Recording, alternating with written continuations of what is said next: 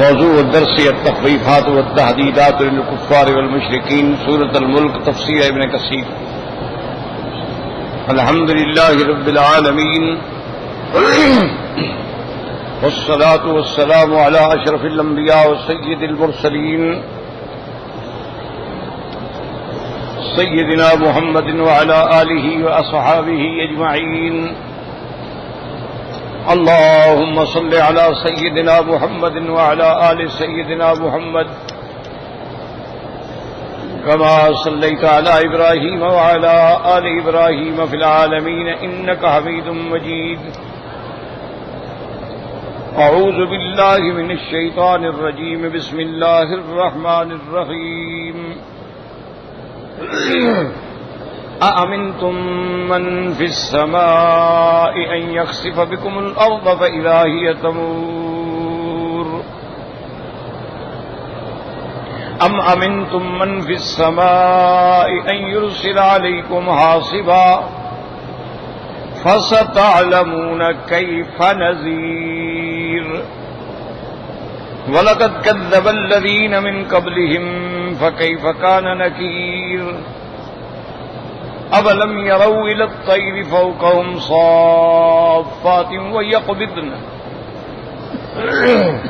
مَا يُمْسِكُهُنَّ إِلَّا الرَّحْمَنُ إِنَّهُ بِكُلِّ شَيْءٍ بَصِيرٌ۔ اللہ تبارک و تعالی نے کلام مقدس میں ارشاد فرمایا ہے کہ أَأَمِنْتُمْ، کیا تم بے غم ہو اس سے جو آسمانوں میں ہے، کہ ان یکسف بکم الارض، کہ وہ زمین میں تمہیں دھنسا دے، فاذا ہی تمور، کہ جب زمین جو ہے وہ گردش کر رہی ہو۔ کیا تم بے غم ہو اس سے جو آسمانوں میں ہے کہ تم بھی بھیجے ایسی ہوا جس میں پتھر ہوں؟ فستعلمون کیف نذیر، پھر تم جان لو گے کہ کیسی ہے اللہ تبارک و تعالیٰ کا ڈرانا۔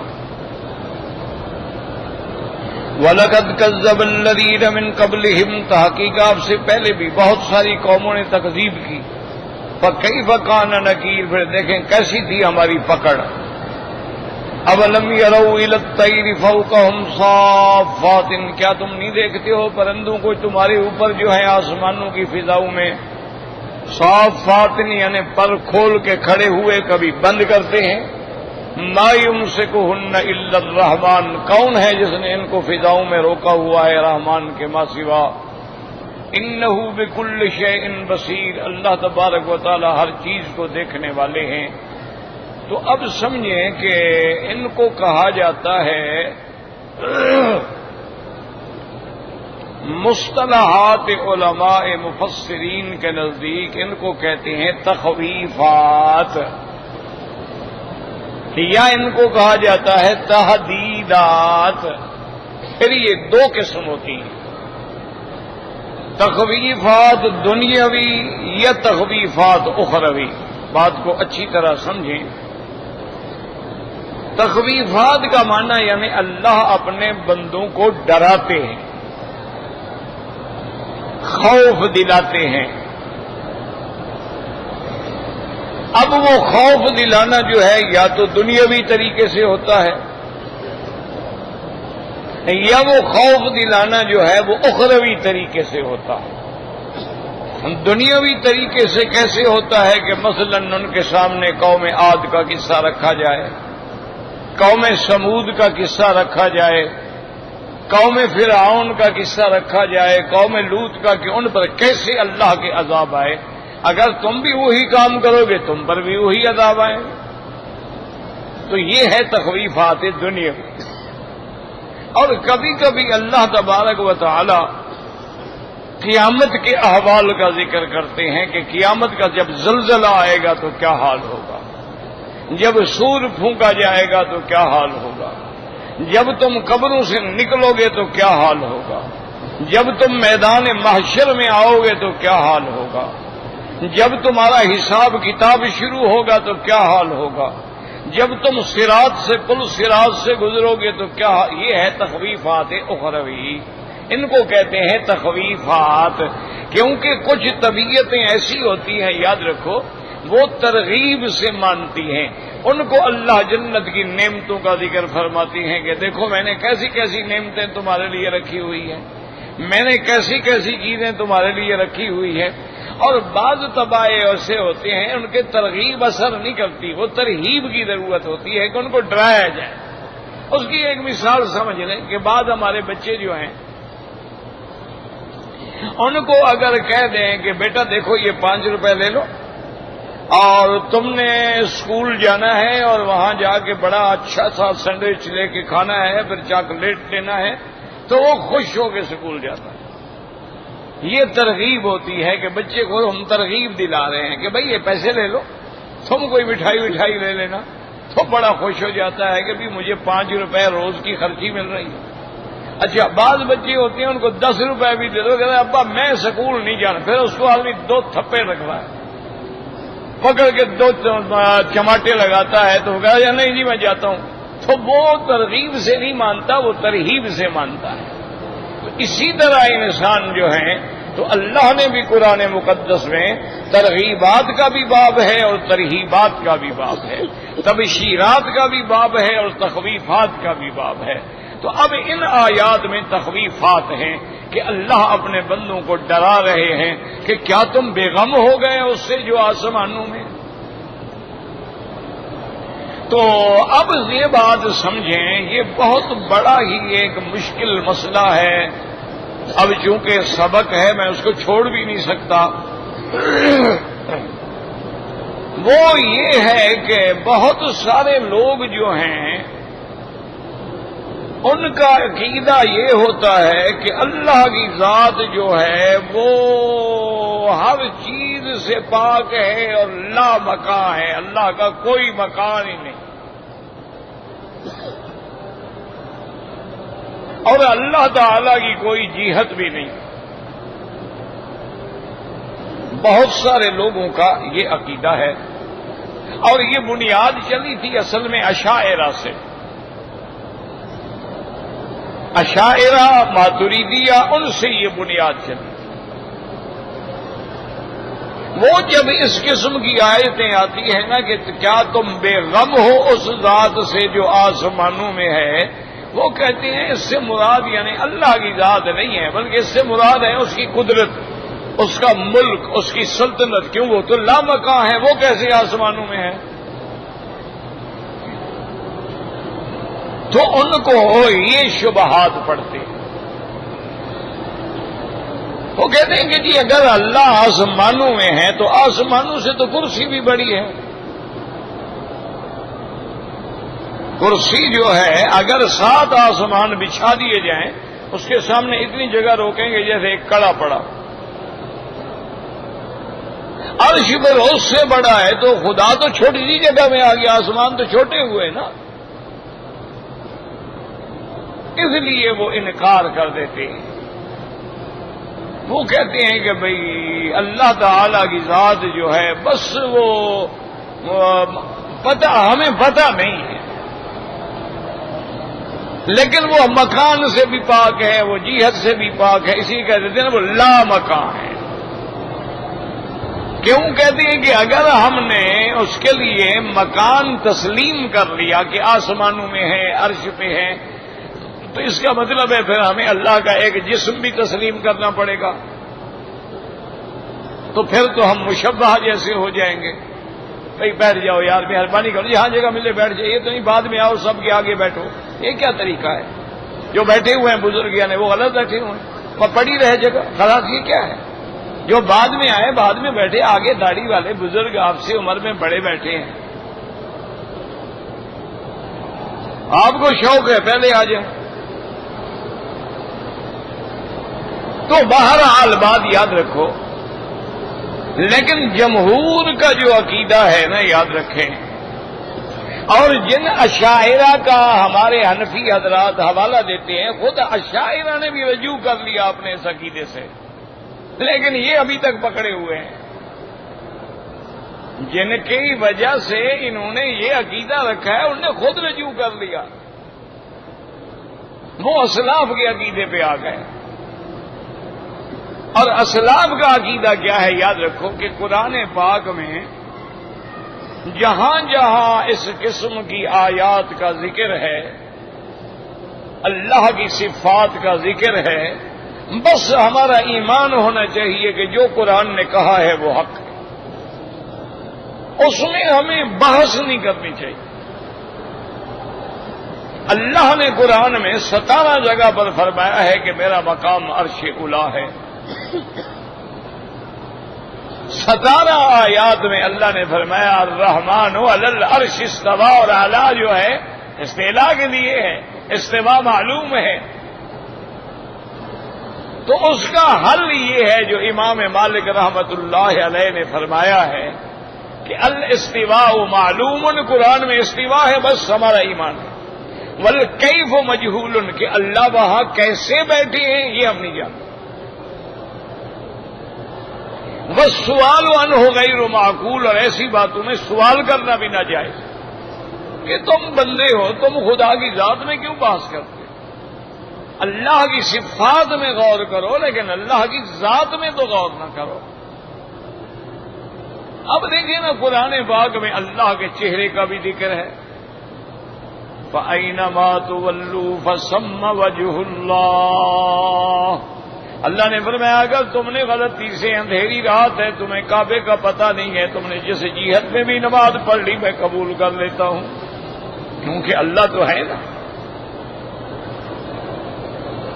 اب چہرے کا ذکر ہے، اللہ کی آنکھوں کا بھی ذکر ہے۔ اللہ پاک نے فرمایا کہ حضرت نوح علیہ السلام سے وَاصْنَعِ الْفُلْكَ بِأَعْيُنِنَا، تم کشتی تیار کرو ہماری آنکھوں کے سامنے۔ تو اب آنکھوں کا بھی ذکر ہے۔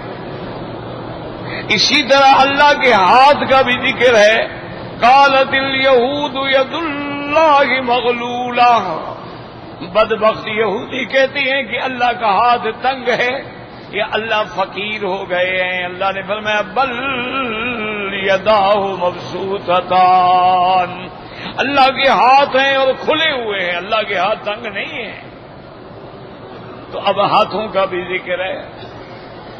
اسی طرح اللہ تبارک و تعالیٰ نے دوسرے مقام پہ فرمایا کہ میرے مدنی، میرے محبوب صلی اللہ علیہ وسلم، آپ جب اپنے جانثاروں سے مقام حدیبیہ پہ بیعت فرما رہے تھے، آپ جب بیعت کر رہے تھے تو وہ ایسا پیارا منظر تھا، انما یبایعونک ید اللہ فوق ایدیہم، ایک صحابی کا ہاتھ تھا اور ایک آپ کا ہاتھ تھا اور اوپر میرا ہاتھ تھا۔ تو اللہ کے ہاتھ کا بھی ذکر ہے۔ یہی وجہ تھی نا میرے محترم، میرے بزرگ، کہ جب یہ منظر خدا کو پسند آیا، صحابہ کی جان نثاری پسند آئی، پتہ ہے یہ بیعت کیا تھی؟ یاد رکھو، ایک بیعت ہوتی ہے علی الاسلام، کہ کافر مسلمان ہوگا بیعت کرے گا،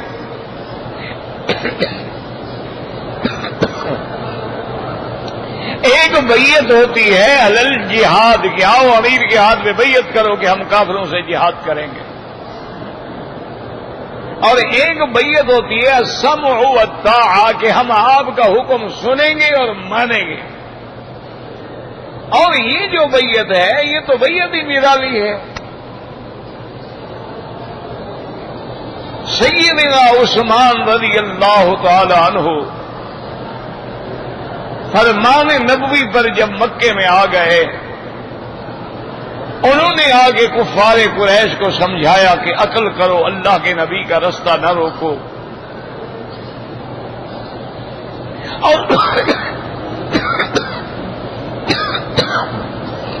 لا حول ولا قوت الا باللہ۔ حضور صلی اللہ علیہ وسلم عمرے کے لیے تشریف لائے ہیں، وہ جنگ نہیں کرنا چاہتے، نہ آپ کے ساتھ ہتھیار ہیں، نہ جنگ کا ارادہ ہے، وہ تو قربانی کے جانور بھی لائے ہیں، احرام باندھا ہوا ہے، تم عقل کرو۔ تو کفار قریش کے جو سردار تھے نا، انہوں نے کہا کہ حضرت عثمان سے کہ عثمان، تمہارے ہم پر اتنے احسان ہیں کہ ہم تمہارے احسانات سے سر نہیں اٹھا سکتے، لیکن تمہیں اجازت ہے تم عمرہ کرو، تم اب حرم میں آ گئے ہو لہذا عمرہ کرو، لیکن ہم حضور کو اس سال اجازت نہیں دے سکتے ورنہ ہماری تو ساری شوکت ہی ختم ہو جائے گی کہ اللہ کا نبی 1500 آدمی لے کے آ گیا، عمرہ کیا مکے میں آ کے، اور تم لوگ کچھ بھی نہ کر سکے تو ہماری تو طاقت ہی ختم ہو گئی، ہم تو مٹ گئے۔ یا تو آنے سے پہلے آپ ہم سے اجازت لیتے تو ہم منع نہ کرتے، لیکن بغیر اجازت کے آگے مکے میں اگر آپ داخل ہو جائیں اور ہم کچھ نہ کریں تو پھر ہماری تو قوت ہی ختم ہو گئی۔ حضرت عثمان رضی اللہ تعالی عنہ انہوں نے کہا دیکھو قریش، یاد رکھو میں کوئی حلوے والا عاشق نہیں ہوں حضور کا، ہمارے ہوتے ہیں نا حلوے والے جھنڈیوں والے عاشق میلادی۔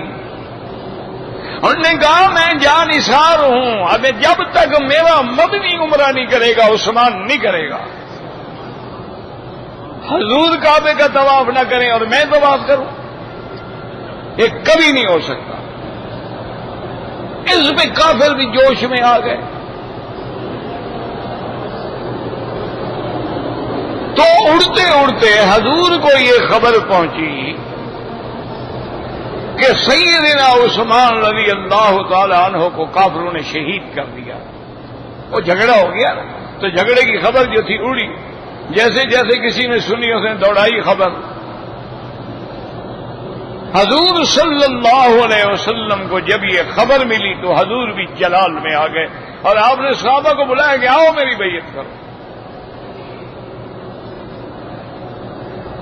اور یہ بیعت یہ ہے، اس کو بیعت علی الموت بھی کہتے ہیں کہ میرے ہاتھ پہ بیعت کرو اور وعدہ کرو کہ ہم یا تو مٹ جائیں گے یا عثمان کا بدلہ لیں گے، لیکن قدم پیچھے نہیں ہٹائیں گے، ہمیں موت قبول ہے، ہم عثمان کا بدلہ لیں گے ہر حال میں۔ اسی منظر کو ایک ککر کا درخت تھا جس کے نیچے سرکار بیٹھے تھے اور صحابہ دوڑ دوڑ کے بیعت کر رہے تھے۔ صحابہ تو پہلے بھی یہ چاہتے تھے کہ یا رسول اللہ صلی اللہ علیہ وسلم یہ ہمیں روک رہے ہیں، چلو زیادہ سے زیادہ ہم شہید ہو جائیں گے نا۔ اب جب حضور نے بیعت لی تو صحابہ تو دوڑ دوڑ کے آ رہے ہیں۔ اللہ نے فرمایا لقد رضی اللہ عن المؤمنین اذ یبایعونک تحت الشجرۃ فعلم ما فی قلوبہم فانزل السکینۃ علیہم واثابہم فتحا کبیرا۔ اللہ نے فرمایا میرا مدنی تحقیق پکی بات ہے کہ اللہ ان مومنوں سے، ایمان والوں سے، پروانوں سے، جانثاروں سے راضی ہو گیا جو جنہوں نے تیری بیعت کی۔ اللہ راضی ہو گیا، اور دوسرے مقام پہ فرمایا میرا مدنی ان الذین یبایعونک انما یبایعون اللہ۔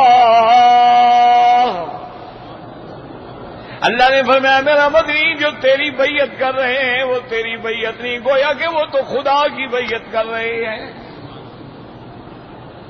ید اللہ فوق ایدیہم، میرا ہاتھ جو ہے ان کے ہاتھوں پہ ہے، ایک تیرا ہاتھ ہے، ایک صحابی کا ہاتھ ہے، اور اوپر سب سے اوپر اللہ کا ہاتھ ہے۔ لیکن یاد رکھو میرے عزیز، میرے محترم، اللہ نے کعبہ نصیب کیا ہے، دعا کرو اللہ قرآن حدیث کی بھی سمجھ نصیب فرما دے۔ ہر باطل فرقہ جو ہے نا وہ اپنے اپنے مسئلے نکالتا ہے۔ اب دیکھیں کہ شیعہ حضرات نے بھی ایک مسئلہ نکال لیا، انہوں نے کہا ٹھیک ہے جن نے بیعت کی ان سے تو اللہ راضی ہو گیا، لیکن حضرت عثمان نے تو بیعت نہیں کی، لہذا ان سے تو اللہ راضی نہیں ہوا۔ ایک انہوں نے بھی مسئلہ نکالا کہ نہیں؟ ہر باطل مسئلہ نکالتا ہے۔ قرآن جو کہتا ہے صلو علیہ وسلموا تسلیما، انہوں نے بھی مدرہ نکال لیا کہ اذان سے پہلے بھی صلاۃ و سلام اور جمعہ کے بعد بھی صلاۃ و سلام، میلاد میں بھی صلاۃ و سلام. جی اللہ کا حکم ہے کہ میرے مدنی پہ صلاۃ و سلام بھیجو، لہذا ہم کیوں نہ بھیجیں. ان نے مسئلہ نکالا، ان نے بھی قرآن سمجھا ہے ماشاءاللہ. یا تو سمجھا نہیں ہے یا ضد ہے. ہاں باطن کا پتہ تو اللہ کو ہے نا، وہ ہمیں کیا ہے. یاد رکھو. اچھا، اور ہماری اسی برادری نے یہ مسئلہ بھی نکالا کہ اللہ جب فرما رہے ہیں کہ ان الذین یبایعونک انما یبایعون اللہ، میرا مدنی جو تیری بیعت کر رہے ہیں پکی بات ہے انما حصر کے لیے ہے، وہ گویا اللہ کی بیعت کر رہے ہیں. انہوں نے کہا جناب ہم بھی تو یہی کہتے ہیں کہ ظاہر میں تو محمد مصطفیٰ ہے، اندر میں خود خدا ہے. انہوں نے بھی مسئلہ نکال لیا نا اپنا. انہوں نے کہا خدا قرآن میں کہہ رہا ہے کہ جی وہ آپ کی بیعت نہیں، وہ تو خدا کی بیعت ہو رہی ہے. تو مانا یہی ہوا نا کہ ظاہری لباس بشریت ہے لیکن اندر سے آپ جو ہیں خدا ہیں. نعوذ باللہ ثم نعوذ باللہ. اپنی کتابوں میں یہاں تک بھی لکھ دیا کہ جو مستوی تھا عرش پہ خدا ہو کر اتر پڑا ہے مدینے میں مصطفیٰ ہو کر. انہوں نے کہا اوپر خدا تھا نیچے آیا تو مصطفیٰ بن گیا، اور اس کے بعد پھر جب عرش پہ آپ معراج میں گئے تو پھر آپ عرش پہ چلے گئے، پھر آپ ایک ہو گئے. انہوں نے بھی مسئلہ نکال لیا.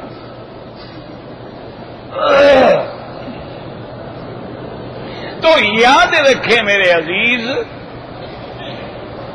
کہ اللہ پاک فرماتے من یطیع الرسول فقد اطاع اللہ.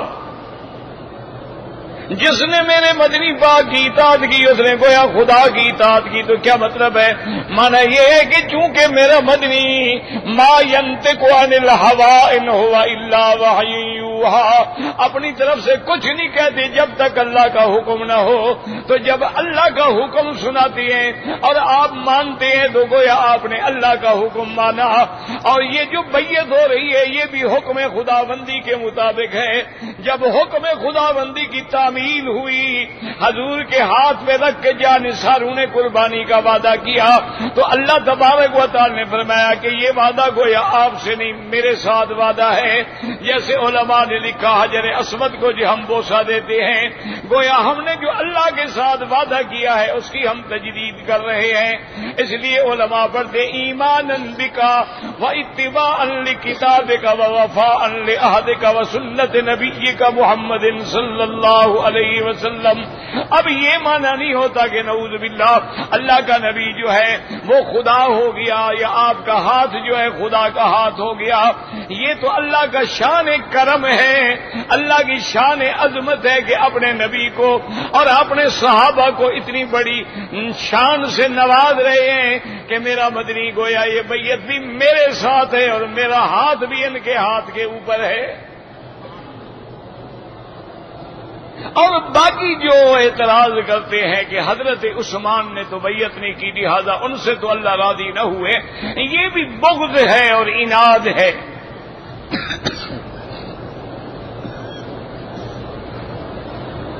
یہ بھی خالص عناد ہے، یہ کوئی دلیل نہیں ہے. اس کی وجہ یہ ہے کہ یہ دیکھو ایمان سے کہ یہ بیعت کس کے لیے ہوئی ہے؟ حضرت عثمان کے لیے تو بیعت ہوئی ہے. اچھا اس کے بعد بھی دیکھیں نا اللہ تعالیٰ تو علام الغیوب ہے نا. اللہ تو جانتے تھے نا کہ ایسے لوگ جو ہیں بعد میں پیدا ہوں گے جو عثمان پہ اعتراض کریں گے. ایسے لوگ آئیں گے جو سیدنا عثمان پہ آ کے اعتراض کریں گے، سیدنا عثمان پہ آ کے الزام لگائیں گے. اور ہمیں تو دکھ جو ہے نا میرے عزیز منز بے گانگاہ ہرگز نہ ڈالم، ہمیں تو اپنے لوگوں سے دکھ ہے. اور چلو روافض ہیں یہ شیعہ ہیں وہ تو دشمن تھے ہی تھے صحابہ کے. اپنے سنی کہلانے والے بھی جمعہ کی دوسری اذان پہ اعتراض کرتے ہیں کہ حضرت عثمان نے جو کہی ہے. اب ان کا کیا علاج ہے؟ دوسری آذان جو ہے اس کی ابتدا سیدنا عثمان نے کی ہے۔ حضور کے زمانے میں جمعہ میں ایک اذان ہوتی تھی، حضرت ابو بکر کے زمانے میں ایک اذان ہوتی تھی، حضرت عمر کے زمانے میں ایک اذان ہوتی تھی، لیکن جب لوگ آبادی بہت زیادہ ہو گئی اور لوگوں کا جمعہ میں پہنچنا مشکل ہو گیا، حضرت عثمان نے حکم دیا کہ ایک اذان پہلے دی جائے تاکہ لوگ تیار ہو کے جمعہ کے لیے نکلیں اور پھر اس کے بعد اذان ہوگی۔ تو اس لیے یہ اذان کی بنیاد رکھنے والا عثمان ہے اور عثمان خلیفہ راشد ہے، اور اللہ کے نبی نے فرما دیا علیکم سنتی و سنت الخلفاء الراشدین المہدیین، میرا طریقہ اور میرے خلفاء کا طریقہ بھی سنت محمد مصطفیٰ ہے۔ اور پھر جب حضرت عثمان نے یہ فیصلہ کیا، اس زمانے میں جتنے صحابہ تھے سب راضی ہو گئے تھے، اجماع صحابہ بھی ہو گیا۔ اب اس پہ اگر ہم سنی بھی اعتراض کریں تو انا للہ و انا الیہ راجعون یہی کہہ سکتے ہیں، اور تو ہم کچھ نہیں کہہ سکتے۔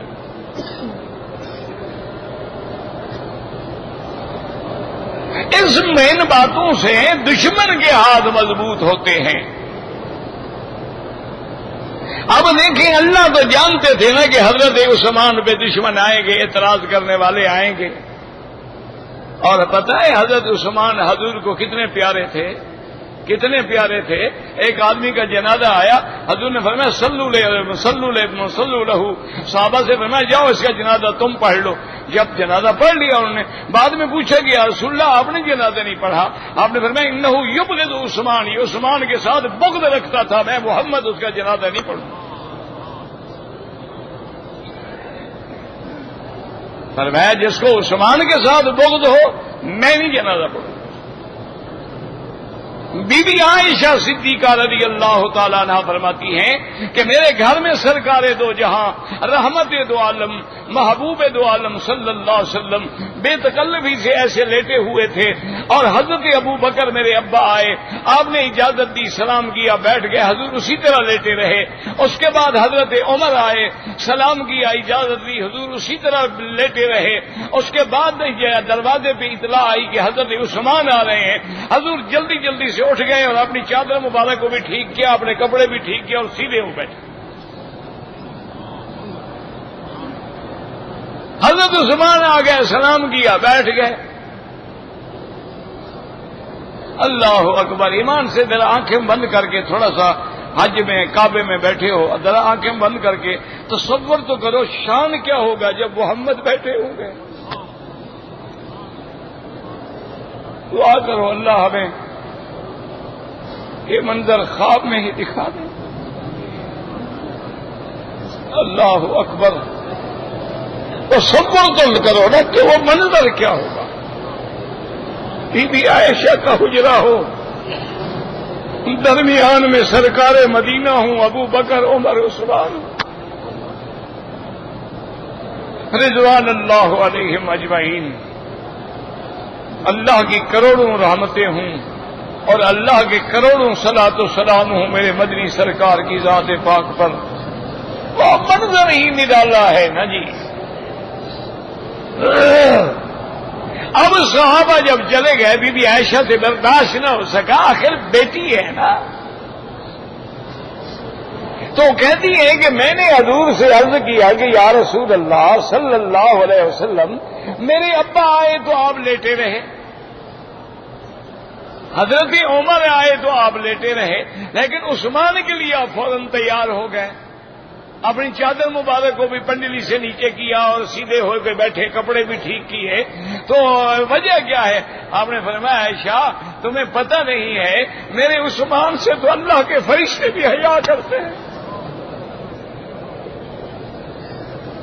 ان عثمان یستحیی منہ الملائکہ، اس سے اللہ کے فرشتے بھی احساس کرتے ہیں، حیا کرتے ہیں، اور وہ اتنا شرمیلا ہے، اتنا با حیا ہے، اتنا مجسمہ شرم و حیا ہے، اگر میں اسی طرح لیٹا ہے تو بیٹھ نہ سکتا، تکلف کی وجہ سے اٹھ کے بیچارہ چلا جاتا۔ تو اب دیکھیں کہ اللہ نے سیدنا عثمان کی شان کو کیسے باقی رکھا۔ حضور نے فرمایا صحابہ بات سنو، میں نے بیعت تو کر لی ہے، لیکن میرے دل میں خیال ہے کہ شاید میرا عثمان زندہ ہو، خبر غلط ہو، حضرت عثمان شہید نہ ہوئے ہوں، تو اس لیے میں تم سب صحابہ کو گواہ کرتا ہوں، میں نہیں چاہتا کہ عثمان اس بیعت سے محروم ہو جائے۔ اور آپ نے فرمایا ھذہ یدی وھذا ید عثمان،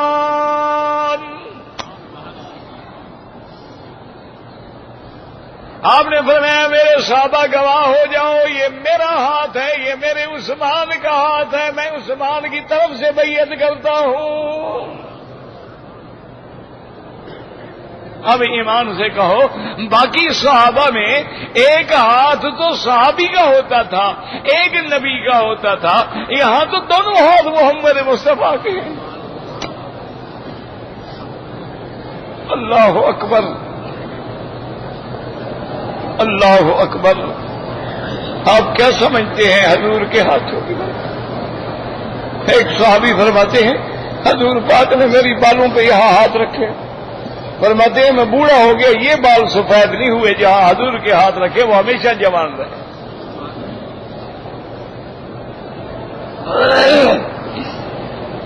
حضرت ابن عباس کے سینے میں ہاتھ رکھا، وہ قرآن کا پہاڑ بن گیا علم کا۔ جہاں جہاں بھی میرے مدنی کے قدم آئے ہیں یا ہاتھ لگے ہیں، وہ نظام ہی الگ ہے، وہ مقام ہی الگ ہے۔ اب یہ اندازہ کریں عثمان کی شان کا، آپ نے فرمایا کہ میں عثمان کی طرف سے خود بیعت کرتا ہوں، اور اپنے ہاتھ کو عثمان کا ہاتھ قرار دیا۔ اچھا اب کیا منظر ہوگا؟ دونوں ہاتھ تو حضور کے ہو گئے، اوپر تیسرا ہاتھ خدا کا ہو گیا۔ تو یاد رکھو اس کا معنی یہ ہے کہ واقعی اللہ کا ہاتھ ہے، لیکن یہ معنی نہیں کہ اللہ جس پہ ہاتھ رکھے ہیں وہ خدا ہو جائے گا، نہ حضور جس پہ ہاتھ رکھے وہ نبی ہو جائے گا۔ تو یہاں کیسے حضور خدا بن گئے؟ اچھا چلو ایک منٹ کے لیے ہم اپنی برادری کی بات مان لیتے ہیں، وہ خدا ہو گئے تو اس کے بعد تو کھانا نہ کھاتے نا، خدا تو کھانے سے پاک ہے، پینے سے پاک ہے، تکلیف سے پاک ہے، بیوی سے پاک ہے، اس کے بعد تو کم از کم حضور کھانا پینا چھوڑ دیتے، ہاتھ رکھنے سے خدا بن گئے۔ تو کوئی عقل کی عقل، اللہ کے قرآن کو بدل دیتے ہو جی۔ قرآن کہتے صلو علیہ وسلموا تسلیما، حضور پہ صلاۃ و سلام بھیجو۔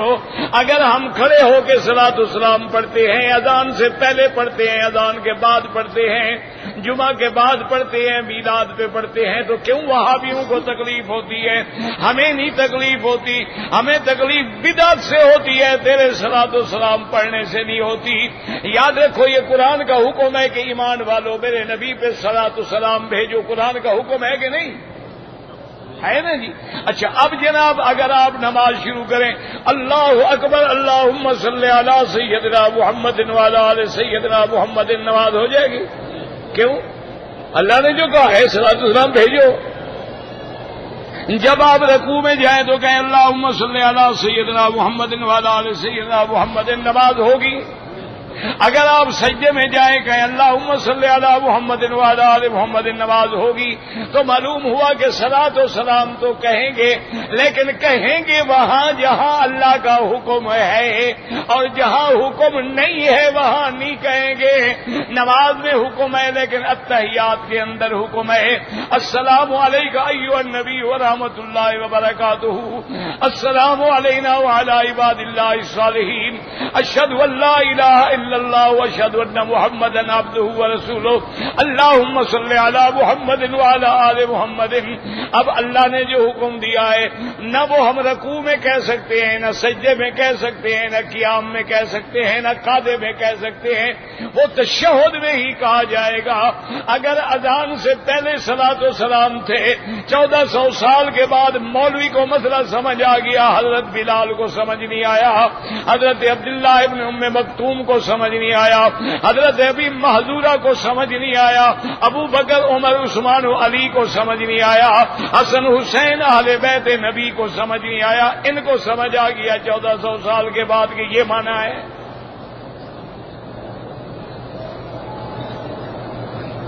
اچھا خدا کی شان ہے، نماز میں بھی تم بیٹھ کے صلاۃ و سلام پڑھتے ہو یا کھڑے ہو کر؟ ہاں جی نہیں، ذرا غور، سیدھی سیدھی بات کرو. خدا کے گھر میں بیٹھے ہو نا. اب یہاں بریلوی دیوبندی کا کیا تعلق ہے؟ یہاں اللہ کے کعبے میں بیٹھے ہوئے ہو نا بھائی، وہاں بھی بیٹھ کے پڑھنے کا حکم ہے یا کھڑے ہو کے؟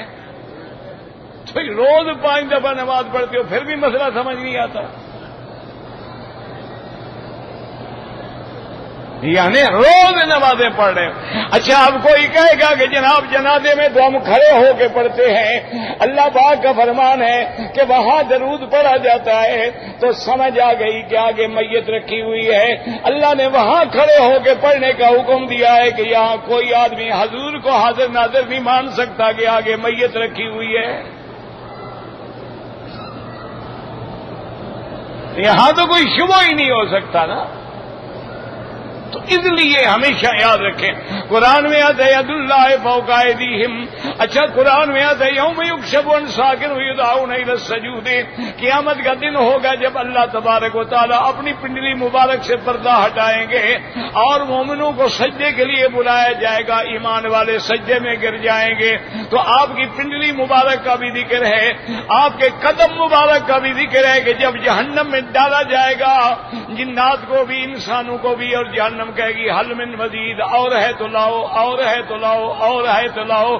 آخر میں حتی یدعو قدمہ ویقال قطن قطن، اللہ تبارک و تعالی اپنا قدم رکھیں گے جہنم پہ. اب جہنم کا بس میرا مولا میری طاقت نہیں ہے، تو اللہ کے قدم کا بھی ذکر آ گیا، اللہ کی ساکھ کا بھی ذکر آیا، اللہ کے ہاتھوں کا بھی ذکر آیا، اللہ کے وجہ کا بھی ذکر آیا، تو اللہ کے استوا علی العرش کا بھی ذکر آیا. اور اسی طرح حدیث میں آیا ینزل ربنا تبارک و تعالی، ہر رات میں اللہ عرش سے آسمان دنیا پہ تشریف لاتے ہیں جو تہجد کا وقت ہوتا ہے، اور آواز دیتے ہیں حل من مستغفر، ہے کوئی بخشش مانگنے والا، ہے کوئی روزی مانگنے والا، ہے کوئی حاجات مانگنے والا. اب اللہ کا نزول ہے عرش سے آسمان پہ، لیکن کما یلیق بشانہ. تو یہاں عقیدہ یہ رکھو کہ نحن نؤمن بذاتہ وباسمائہ وبصفاتہ ما اثبتہ اللہ فی کتابہ او علی لسان رسولہ. ہمارا ایمان ہے میرا مولا جو تیرے نام ہیں، جو تیری صفات ہیں، جو قرآن میں ہے یا فرمان محمد مصطفیٰ میں ہے، من غیر تعویل ولا تعطیل ولا تشبیہ ولا تکییف. ہم اس میں کوئی تعویل نہیں کریں گے، کوئی تشبیہ نہیں دیں گے، کوئی تکییف نہیں کریں گے. ہمارا اسی طرح ایمان ہے جیسے قرآن کے اندر موجود ہے، اس لیے ہمارا یہاں بھی ایمان ہے. اب امنتم من فی السماء، کیا تم بے غم ہو اس ذات سے جو آسمانوں میں ہے؟ ہمارا ایمان ہے کہ واسطہ. اس لیے یاد رکھو اللہ کی صفت اور جہت علو ہے، اس لیے ہمیشہ ہاتھ یوں اٹھاتے ہو، کیونکہ اللہ کی ذات جو ہے وہ عرش اولا پہ ہے. کبھی آدمی ہاتھ یہ نیچے سے نہیں اٹھاتا ہے تو اللہ کے لیے، لیکن کما یلی کو جیسے اس کی شان کو زیبا ہے، اس میں تعویل کرنے کی ہمیں کوئی ضرورت نہیں ہے. ام امنتم من فی السماء ان یخسف بکم الارض، کہ زمین میں تم کو دھنسا دے. اور قرآن کو غور، اس سے پہلے آپ نے کیا پڑھا تھا؟ هو الذی جعل لکم الارض ذلولا فامشوا فی مناکبہا وکلوا من رزقہ والیہ النشور. اللہ نے فرمایا زمین میں نے تیرے تابع کر دی ہے، تم اس میں چلو پھرو، کھیتیاں اگاؤ، فصل اگاؤ، کھاؤ پیو. اللہ نے فرمایا وہ زمین جو میں نے تیرے لیے نعمت بنا دی تھی، اگر میری نافرمانی کرو تو اسی زمین میں تمہیں غرق کر دوں گا. میری مرضی ہے میں جیسے عذاب دوں. دعا کریں اللہ ہمیں عذاب سے بچائے، اللہ اپنے رحمتوں کا فیصلہ فرمائے، اور جب موت کی گھڑی آئے تو اللہ جاری کرے زبان پہ لا الہ الا اللہ محمد الرسول اللہ. بھائی اگر احرام کھول لیا لیکن بال کٹوا دی، اگر تھوڑی دیر گزری، گھنٹہ 2 گھنٹے گزرے، کوئی دم نہیں. اگر پورا دن گزر گیا تو دم پڑ گئی.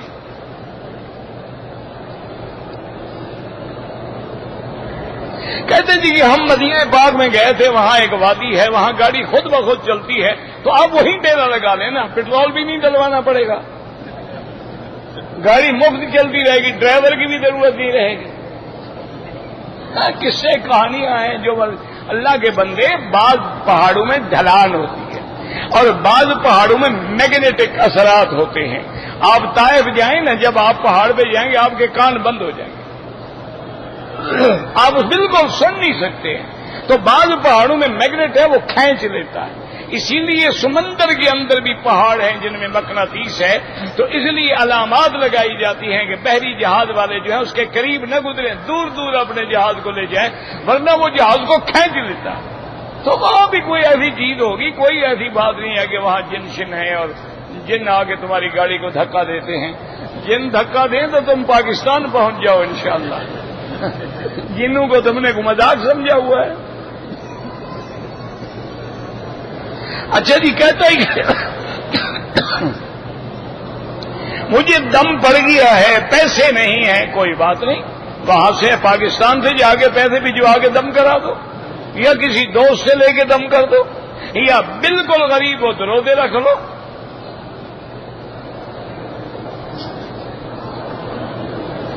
ایک آدمی نے اپنی بیوی کو گواہوں کے سامنے طلاق دی، اب کہتا ہے میں نے نہیں دی، تو مولوی مکی کیا کرے؟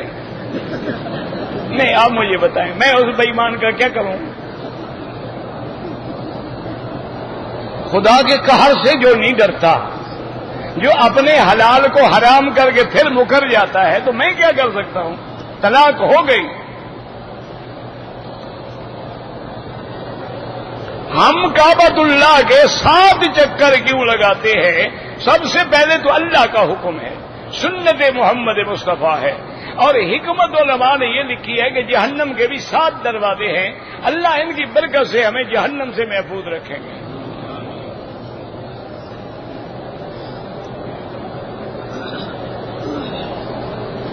میری بیوی نے چادر سے ہاتھ باہر نکال کے اللہ اکبر کہا، کوئی حرج نہیں، اگر عورتوں میں ہے کوئی حرج نہیں، مردوں کے سامنے ہاتھ ظاہر نہ کرے۔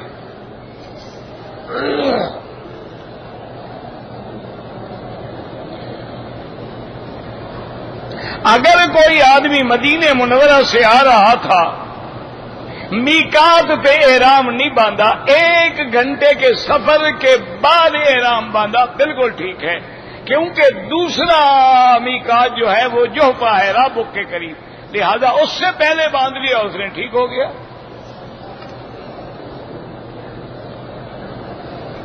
ایک آدمی نے مسجد عائشہ سے احرام باندھا، طواف کرنے کے بعد کھول دیا، صفا نہیں دوڑا، دم پڑ گئی۔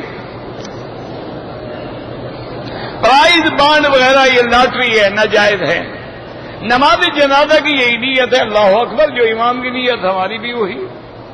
نماز میں ہاتھ سینے پہ باندھنا بھی ثابت ہے، ناف پہ باندھنا بھی ثابت ہے، ناف سے نیچے باندھنا بھی ثابت ہے، لیکن یہ ثابت نہیں ہے کہ یہاں پکڑ لو۔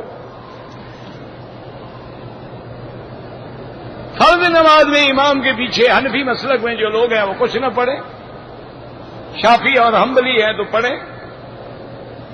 عمرے کے بعد سارے بال کٹوائیں، اگر 7-8 جگہ سے بھی کٹوائے دم نہیں پڑے گی، لیکن ہے غلط، اس طرح پھروائیں یا کم از کم 1/4 حصہ بالوں کا کٹ جائے۔ بدعت تو بدعت ہوتی ہے، حسنہ کیا ہوتی ہے؟ وہ بدعت لفظ لغوی ہوتا ہے، ورنہ جو اصطلاحاً بدعت ہے وہ بدعت ہے، وہ کبھی حسنہ نہیں ہو سکتی، لیکن کبھی کسی نئی کام کو بھی لغت کے اعتبار سے بدعت کہہ دیا جاتا ہے۔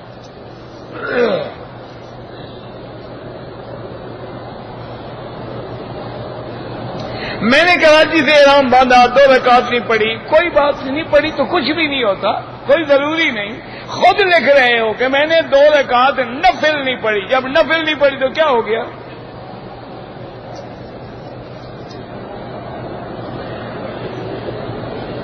چپل ہمارے گم ہو جاتے ہیں تو مجھے دے دیا کریں، میں حفاظت کروں گا۔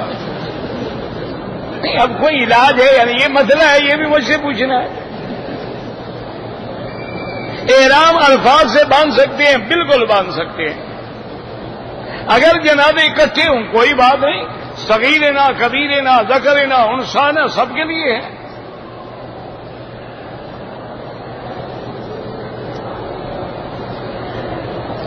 طواف حالت نماز کے مکہ میں تو عمومی طور پر طواف میں فون نہ کریں، سب توجہ دلاتے ہیں، اللہ ہدایت دے. اگر کچھ لوگ آئے ہیں اور مکے میں رہنے کے باوجود امام حرم کے پیچھے نماز نہیں پڑھتے، ان کی بدقسمتی ہے، اللہ نے محروم کیا ہے، لاکھوں کی جماعت سے محروم بیٹھ کے اکیلے کھڑے ہوئے ہیں.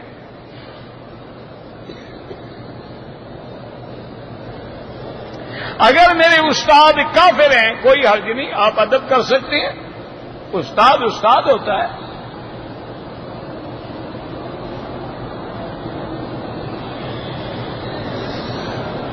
اگر عورت کے 10 دن گزر گئے بعد میں بھی معمولی نشان لگتا ہے، وہ بیماری ہے، وہ حیض نہیں ہے. حیض کم از کم 3 دن، زیادہ سے زیادہ 10 دن.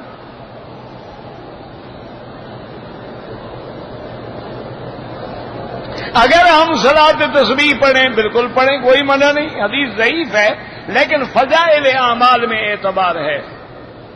میرا جوتا گم ہو گیا ہے تو اللہ اور دے دیں گے،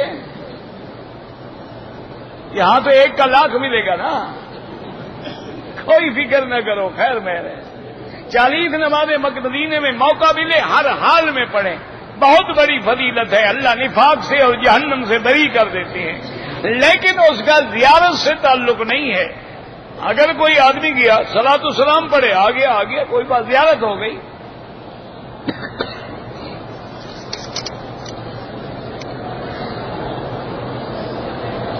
میرا موبائل جو ہے وہ حمام میں ٹائلٹ میں گر گیا، میں نے نکال کے دھویا، کلمہ پڑھا، کلمہ موبائل کو پڑھوا رہے تھے آپ. وہ مسلمان ہو گیا جناب، کوئی فکر نہ کرے. اگر امام تکبیر جنازہ 1 پڑھ چکا ہے، بعد میں ہم ملے ہیں، تو آپ جب امام سلام پھیرے جلدی سے اللہ اکبر السلام علیکم تکبیر پوری کر لیں.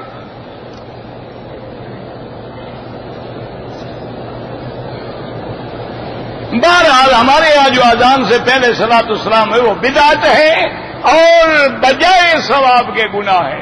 کل بدعت ضلالہ، حضور نے فرمایا کہ ہر بدعت گمراہی ہے.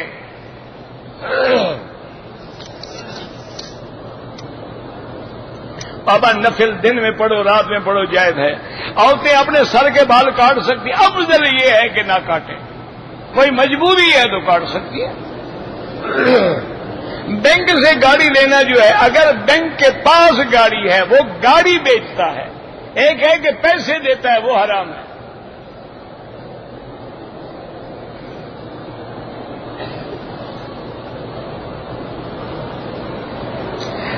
ہمارے ہاں شوگر میں 150 روپے من گنا بکتا ہے، لیکن پیسے لیٹ ملتے ہیں. بعض لوگ 140 پہ نقد دے دیتے ہیں، تو آپ نے نقد میں بیچ دیا، آپ کی مرضی ہے، وہ جا کے 150 لیتا رہے.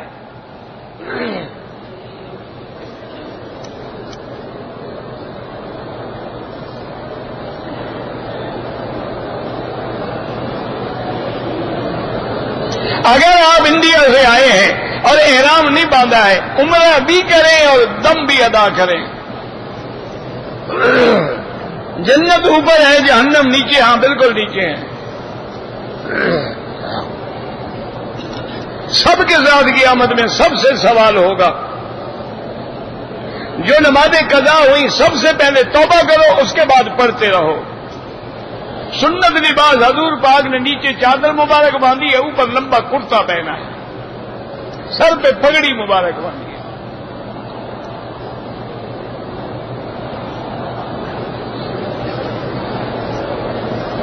اگر 2 گھنٹے کے بعد بال کٹوائے ہیں دم نہیں ہے. اگر عورتیں مسجد نبوی میں رش میں نہ جا سکیں، باہر کھڑے ہو کے سلام پڑھ لیں. عورتوں کا گھر میں سے نماز پڑھنا بہت افضل ہے، لیکن حرم میں آنا چاہے تو آپ منع بھی نہیں کر سکتے. اللہ کے پیغمبر کی مواجہہ شریف میں جو ہم سلام پڑھتے ہیں وہ سنتے ہیں، اور دور سے جو ہم درود بھیجتے ہیں وہ فرشتے پہنچاتے ہیں۔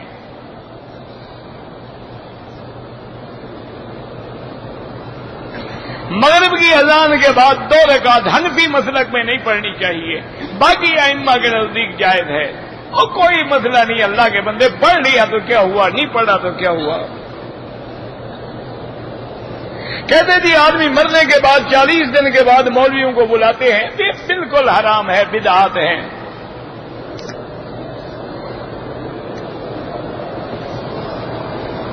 ہم وہ اس لیے نماز نہیں پڑھتے ہیں، کہتے ہیں کہ ہمارے کچھ لوگ کہتے ہیں کہ یہاں مکے مدینے کے امام جو ہیں یہ تو اہل حدیث ہیں، اس لیے ہم نہ، یعنی تم حدیث پر عمل کرنے والوں کے پیچھے نماز نہیں پڑھتے تو تم کیا کوئی رامائن پر پڑھنے والوں پر عمل کر نماز پڑھو گے؟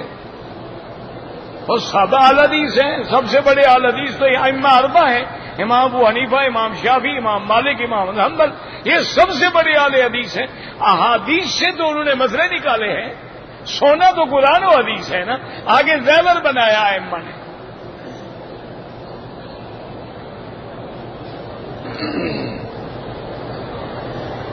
اگر ایک عورت نے طواف کر لیا، صفا مروہ بھی دوڑ لی، بال نہیں کاٹے، حید آ گیا، کوئی بات نہیں، بال کاٹے، عمرے سے فارغ ہو گئی۔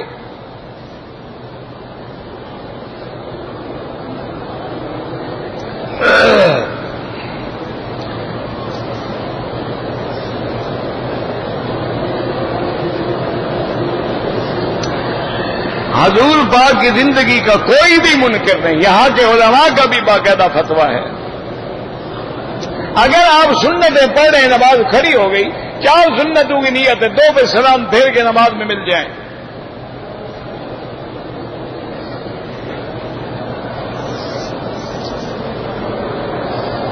حضور پاک نے تو ایک سفر میں کبھی 10 طواف بھی نہیں کیے، تو لہذا اگر ہم 10 طواف کریں تو گناہگار ہیں۔ حضور پاک نے تو زندگی میں صرف ایک حج کیا ہے، ہم اگر 20 حج کریں تو گناہگار، یہ کیا بات ہوئی؟ جب چیز ثابت ہے، 1 کرو یا 10 کرو۔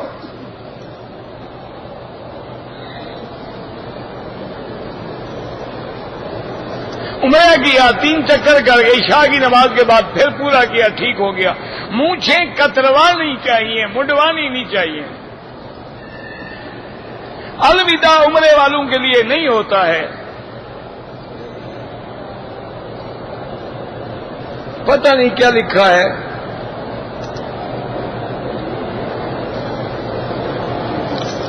مجھے نہیں پتا میرا بھائی۔ سر کے منڈوانے بال بالکل عمرے میں ضروری ہیں۔ چلتے پھرتے ہم درود شریف پڑھتے ہیں، پڑھ سکتے ہیں۔ احرام کی حالت میں کعبۃ اللہ کا بوسہ نہ لیا جائے۔ ربنا تقبل منا انک انت السمیع العلیم وتب علینا انک انت التواب الرحیم۔ اللهم اجعل لنا وللمسلمین من كل هم فرجا ومن كل ضيق مخرجا ومن كل بلاء عافیہ۔ صلی اللہ تعالی علی خیر خلقہ سیدنا محمد وعلى آلہ وصحبہ اجمعین۔ اللهم صل على سيدنا محمد وعلى آل سيدنا محمد۔